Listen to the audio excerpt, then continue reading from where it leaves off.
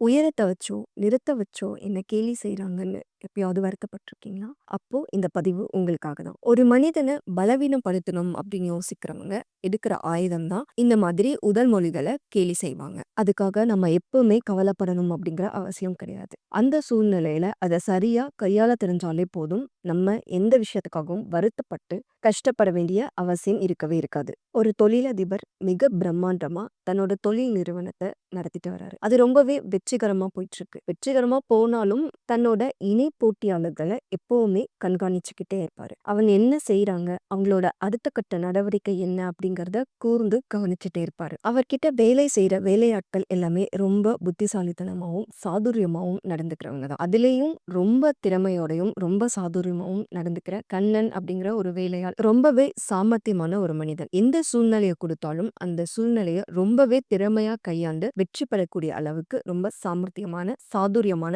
மனிதன் அவர். எந்த ஒரு வேலையும் தேர்ச்சி திறமையால முடிக்கணும் அப்படின்னா, அந்த இடத்துல அந்த தொழில் முனைவர் தேர்ந்தெடுக்கிறது கண்ணனையா தான் இருக்கும். அதே மாதிரி அந்த இணை போட்டியாளர்களோட அடுத்த கட்ட நடவடிக்கை என்ன அப்படிங்கிறத தெரிஞ்சுக்கிறதுக்காக கண்ணனை தேர்வு செஞ்சு அந்த கம்பெனிக்கு அனுப்புறாரு அந்த தொழிலதிபர். அங்க போன உடனே அந்த போட்டியாளர் இவரை பார்த்த உடனே பயங்கரமா கேலியும் கிண்டலும் பண்ணி சிரிக்க ஆரம்பிச்சிடுறாங்க.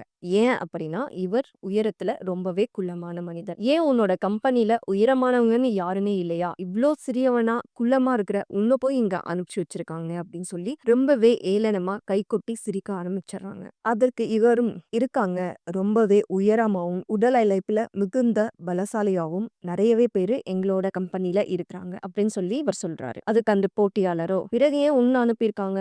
அவங்களையே அனுப்பி வச்சிருக்கலாமே, உன்னால என்ன பண்ண முடியும், என்ன பேச முடியும் அப்படின்னு சொல்லி ரொம்பவே ஏளனமா இவங்கள அவமானப்படுத்துறாங்க. அதுக்கு அந்த கண்ணன் பதில் கொடுக்குறாங்க. என்ன அப்படின்னா, உண்மை, நேர்மை, உழைப்பு இது எல்லாத்துலயும் எவ்வளவு சிறப்பான உயரத்தை ஒருத்தர் அடைஞ்சிருக்காங்களோ அந்த உயரத்துக்கு தகுந்த மாதிரியான மனிதர்களை தான் என்னோட கம்பெனில இருந்து தேர்வு செஞ்சு அனுப்புவாங்க. அந்த மாதிரி உங்களோட கம்பெனிக்கு போதுமான உயரமா என்னோடது இருந்ததுனாலதான் என்னோட உயரத்தை தேர்வு செஞ்சு என்ன இங்க அனுப்பிச்சிருக்காங்க அப்படின்னு சொல்லி அவரோட புத்தி சாதுரியத்தால அவங்களுக்கு பதில் கொடுக்குறாங்க. இந்த சூழ்நிலையை எதிர்கொள்ள முடியாம வெக்கே தலகுனியறாரு அந்த போட்டியாளர். இந்த இடத்துல கண்ணன் ஒரு இடத்துல கோவப்பட்டிருந்தாலுமே அது வேற மாதிரி தான் திரும்பி இருக்கும். ஆனா அவர் ரொம்பவே சாமர்த்தியமா உனக்கான போட்டியா நீ என்னோட உயரத்துல கவனம் செலுத்திட்ட, ஆனா நான் என்னோட சாமர்த்தியத்துல கவனம் செலுத்துறேன், என்னோட அறிவுல என்னோட கவனத்தை செலுத்துறேன், அதனாலதான் உனக்கான பதில நான் கொடுத்துட்டு போறேன் அப்படின்னு சொல்லி ரொம்பவே சாமர்த்தியமா அந்த சூழ்நிலைய கையாண்டுட்டு வெளியில போறாரு. நம்மளோட வாழ்க்கையிலயும் இப்படிதான் நம்ம எதிரில நிக்கிறவங்க நம்மளை எப்படியாவது பலவீனப்படுத்தி அவங்களோட காரியத்தை சாதிச்சுக்கலாம் அப்படின்னு சொல்லி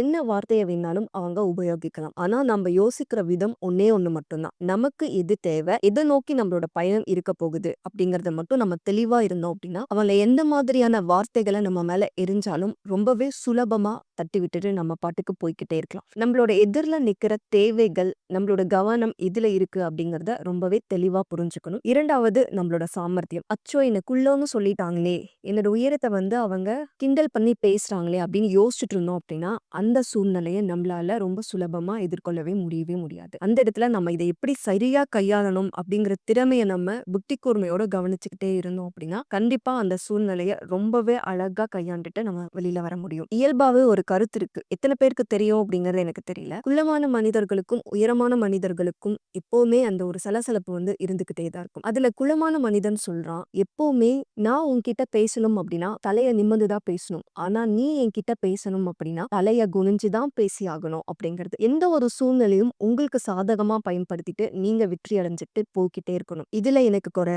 அதுல எனக்கு குறை அப்படின்னு சொல்லி குறைகளை நினைச்சு அதுலயே நம்மளோட கவனம் செலுத்தணும் அப்படின்னா நிறைகளையோ வெற்றிகளையோ நம்ம பார்க்கவே முடியாது. உங்களோட வாழ்க்கையும் எந்த சூழ்நிலையும் உங்களை ஒருத்தர் கீழே தள்ளி வார்த்தைகளால உங்களை நசுக்கி அடக்கி ஒடுக்கணும்னு நினைச்சாங்கன்னா கவலையே படாதீங்க, அவங்கள ஃபர்ஸ்ட் தூக்கி போடுங்க. புத்திசாலித்தனமா உங்களோட வார்த்தைகளாலும் உங்களோட செயல்களாலும் பதில் கொடுத்துட்டு போய்கிட்டே இருங்க. வெற்றி நிச்சயம். நன்றி.